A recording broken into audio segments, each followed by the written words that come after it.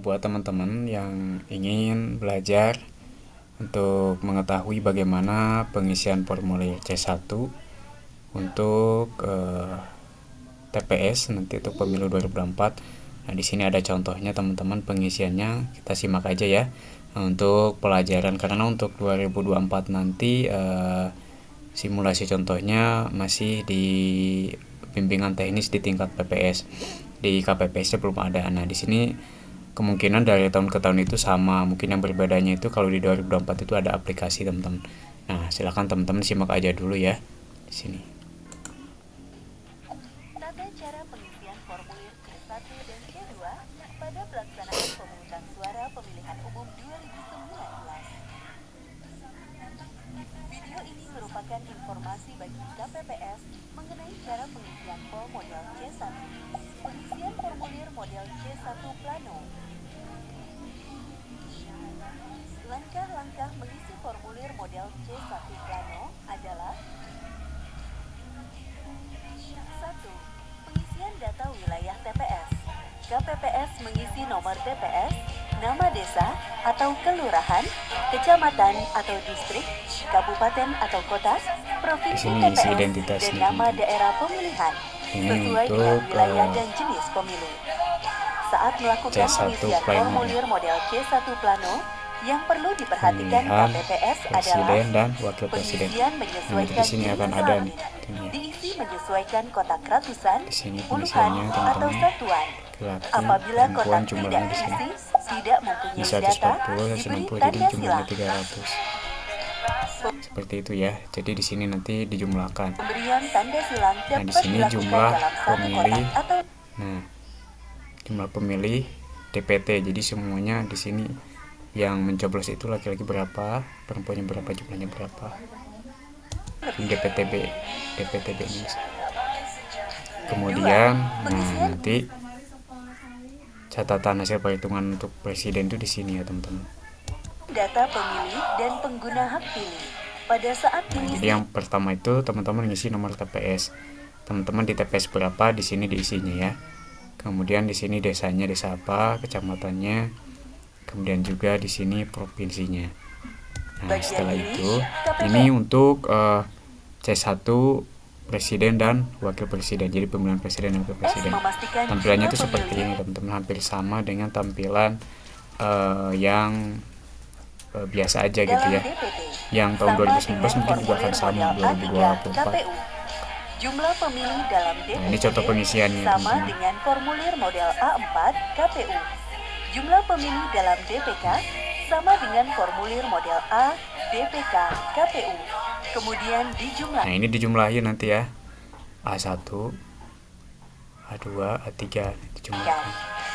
Nah, Selanjutnya, saja ke bawah nih, 4. Ke bawah ya jumlahnya.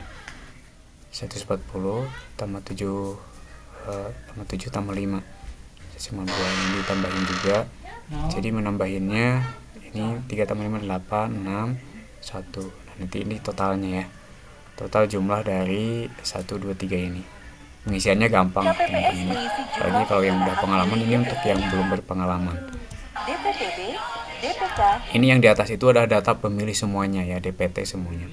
Kalau yang di bawah itu pengguna hak pilih. Sesuai dengan daftar hadir atau formulir C7 sesuai dengan jenis formulirnya. Kemudian dijumlahkan. Jumlah pengguna hak pilih tidak boleh lebih dari jumlah pemilih. 3. Pengisian data pemilih disabilitas. KPPS mengisi jumlah seluruh pemilih disabilitas yang terdaftar dalam DPT, DPTB, dan DPK, dan jumlah seluruh pemilih disabilitas yang menggunakan hak pilih. Data pemilih disabilitas tidak akan mempengaruhi data lainnya. 4. Pengisian data penggunaan surat suara. Pada bagian ini, KPPS mencatat jumlah surat suara diterima, termasuk surat suara cadangan 2%, jumlah surat suara yang dikembalikan oleh pemilih karena rusak atau keliru coblos. Jumlah surat Nah, ini kalau ada yang rusak ya, dikembalikan berapa. suara yang tidak digunakan Kalau ini atau jumlah surat suara yang diterima nanti di kotak suara. jumlahnya berapa ditambah dengan cadangan. Tidak terpakai, termasuk sisa surat suara cadangan. Jumlah surat suara yang digunakan. Catatan, jumlah surat suara yang digunakan sama dengan jumlah pengguna hak pilih. 5. Pengisian data perolehan suara. Nah, ini model C plenonya teman-teman untuk presiden dan wakil presiden. Di sini ada nomor, ada nama pasangan calon. Pengisian data perolehan suara Kalau ada 3 di sini berarti ada 3. saat pengesahan surat suara dengan Kan ada 2 ya. Kalau ada 3 nanti ada 3 di sini. menggunakan metode tali. Data perolehan suara yang dimaksud mencakup A. Pemilu presiden dan wakil presiden yang diisi berdasarkan penghitungan suara sah pasangan calon, kemudian dijumlah dan ditulis menggunakan huruf pada kolom di bawahnya. B. Pemilu DPR, DPRD provinsi, dan DPRD kabupaten atau kota. Suara sah parpol diisi hasil penghitungan surat suara sah bagi parpol. Suara sah calon anggota DPR atau DPRD provinsi atau DPRD kabupaten atau kota diisi hasil penghitungan surat suara sah bagi salah satu calon. Jumlah suara sah parpol dan calon diisi hasil penjumlahan suara parpol dan calon. Nah, nanti yang harus lebih teliti itu adalah di pemilihan partai untuk pemilu DPR, DPRD, kabupaten. Kali ini harus teliti teman-teman ya. Jadi jangan sampai salah memasukkan, salah menghitung di sini karena ini kan akan banyak sekali calon-calon yang suaranya sedikit gitu. Jadi harus teliti detail supaya jumlahnya itu sama teman-teman nanti Calon dari ya. parpol yang sama.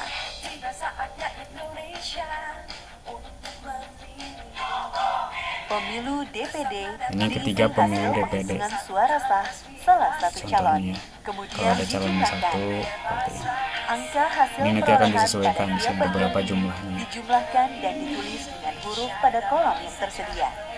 Apabila ada perolehan suara tidak sah, KPPS memasukkannya ke kolom perolehan jumlah suara tidak sah. 6. Data suara sah dan tidak sah.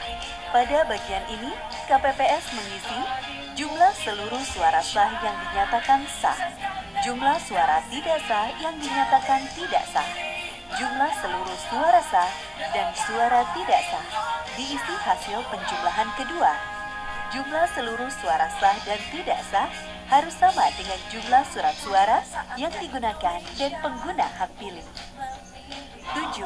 Pengisian data lokasi TPS, tanggal, bulan, tahun, serta nama dan tanda tangan KPPS dan saksi parpol. Kemudian KPPS mengisi nama.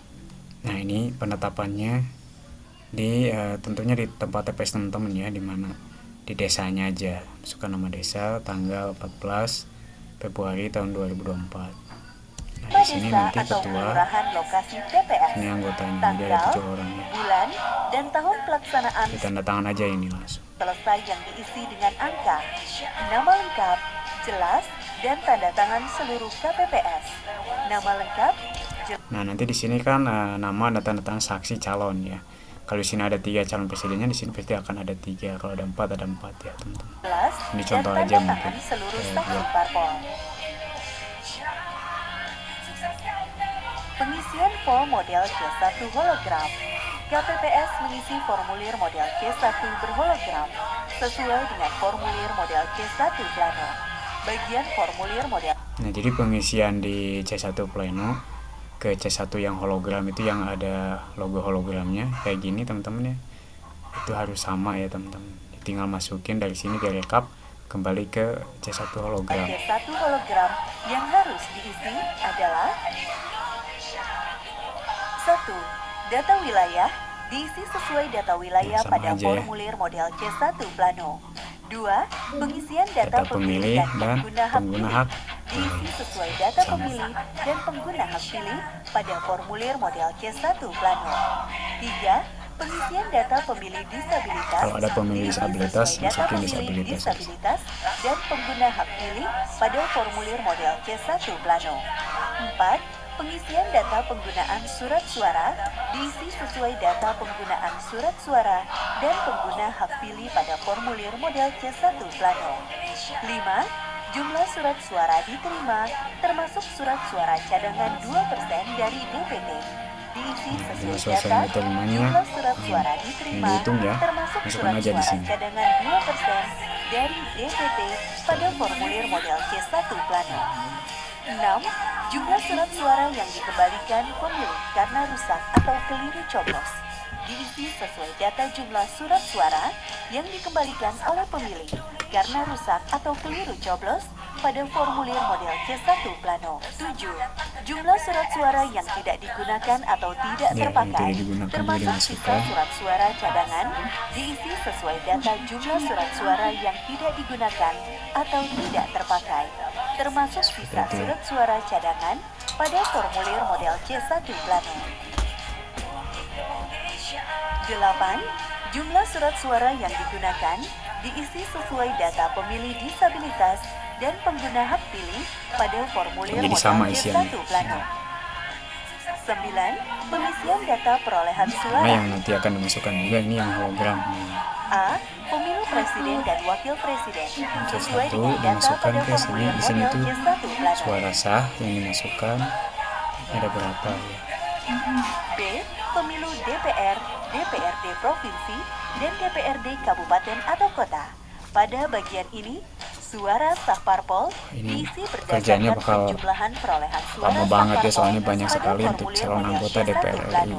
Suara calon sah calon dapilnya ya, anggota DPR atau calon DPRD provinsi. Nah ini yang paling susah itu mungkin kebanyakan di DPR, DPRD provinsi, kabupaten dan kota.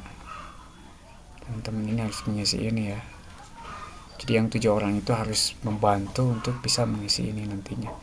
Jangan hanya 1 orang, teman-teman. Berkaca dari 2019 yang ini ya, waduh lumayan cukup melelahkan. Apalagi yang ini.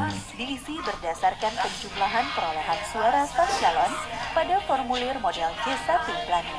Jumlah suara sah parpol dan calon diisi berdasarkan perolehan penjumlahan suara sah parpol dan calon pada formulir model C1 Plano. 10. Pengisian data suara sah dan tidak sah diisi sama dengan pengisian pada formulir model C1 Plano. 11. Kemudian mengisi nama kelurahan atau desa lokasi TPS, tanggal, bulan, tahun, serta nama dan tanda tangan KPPS dan saksi parpol diisi sama dengan pengisian formulir model C1 Plano. 12. Pengisian formulir C2 KPU. KPPS mengisi formulir C2. Nah, ini kalau ada pernyataan keberatan dari saksi ya bisa diisi, mudah-mudahan nggak ada ya teman. Nama desa atau kelurahan, kecamatan, kabupaten kalau ada kejadian atau khusus kota, ini diisi dan aja. provinsi. Mencatat kejadian khusus atau pernyataan keberatan saksi yang ditandatangani Ketua KPPS dan jadi ini untuk pengisian kalau ada yang saksi yang keberatan dengan hasil penghitungan suara. Kalau nggak ada ya syukur ya. Penting C1 sama C1 hologram itu sudah diisi di teman-teman ya. Jadi intinya pelajari lagi, ini kan hanya sebatas simulasi aja. Contohnya yang di tahun 2019. Kalau yang 2024 nanti mungkin ada bimbingan teknisnya dari ketua KPPS atau KPU setempat. Teman-teman santai aja, yang penting pelajari aja dulu gitu kan, karena ini masih lama waktunya. Dan nanti pas pelaksanaannya harus bisa mekanismenya itu sesuai supaya tidak berantakan. Yang penting teliti aja dalam perhitungannya, walaupun cuma 1 suara itu aja. Karena kalau kita tidak sesuai dengan DPT dan nanti hak pilihnya, yang pilihnya nanti akan dirubah lagi, nah itu yang akan sulit. Nah untuk pengguna IT-nya mungkin yang menggunakan aplikasi aja nanti ya, mungkin ada trainingnya, nanti ada pelatihannya sebentar. Itu aja teman-teman ya, semoga membantu. Ini bisa cek di YouTube-nya kpu.go.id. Terima kasih. Assalamualaikum warahmatullahi wabarakatuh.